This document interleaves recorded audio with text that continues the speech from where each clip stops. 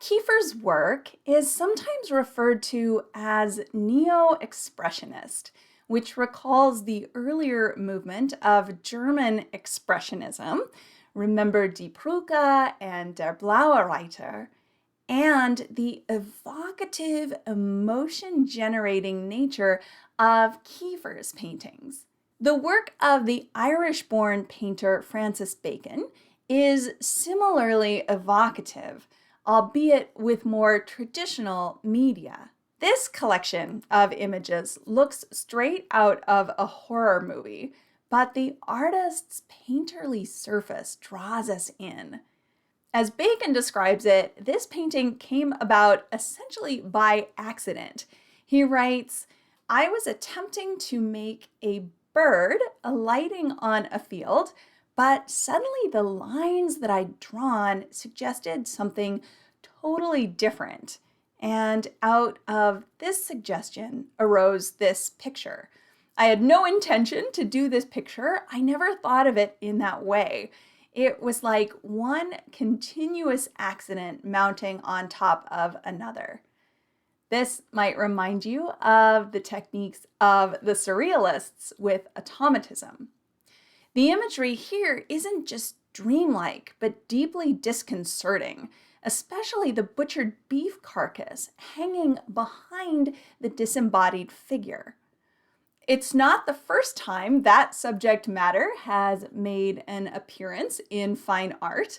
Rembrandt van Rijn painted Butchered Ox in 1655, and the French painter Haim Soutine drove his neighbors crazy with the smell and flies generated by the model for his painting, Carcass of Beef.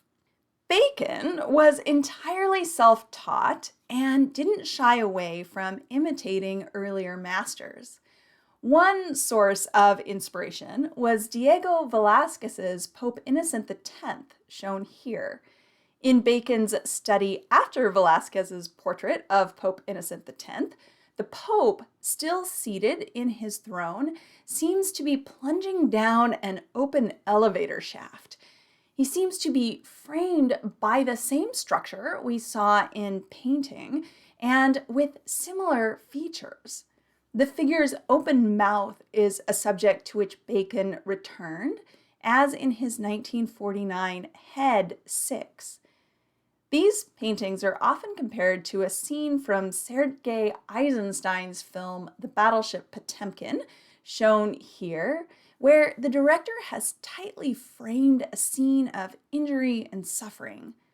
Bacon's rendering of the Pope has also always reminded me of an X-ray. When I saw this X-ray my chiropractor took of me, complete with open mouth, I definitely requested a copy so I could show you all. Of his painting, Bacon stated, "You're not only remaking the look of the image, you're remaking all the areas of feeling which you yourself have apprehensions of." The imagery is grim and sometimes violent, and those feelings definitely come through. Another British painter working in the figurative tradition is Lucian Freud, grandson to the famous surrealism-inspiring father of psychoanalysis, Sigmund Freud. Lucian's Jewish family fled Berlin for England when Hitler came to power, and the younger Freud was just a child. The subject to which he returns repeatedly is the human body, painted not with the idealization so commonly seen in art history, but as they really are, in frequently unflattering detail. His models are not professionals, but his own friends, and their presence comes through, even in the looser, more brushy style of Freud's later paintings, as we can see in Naked Man Back View. Freud wasn't afraid to turn that unflattering, uncompromising eye on himself as model as well. Reflection, Self-Portrait, was painted in 1985 when the artist was 63.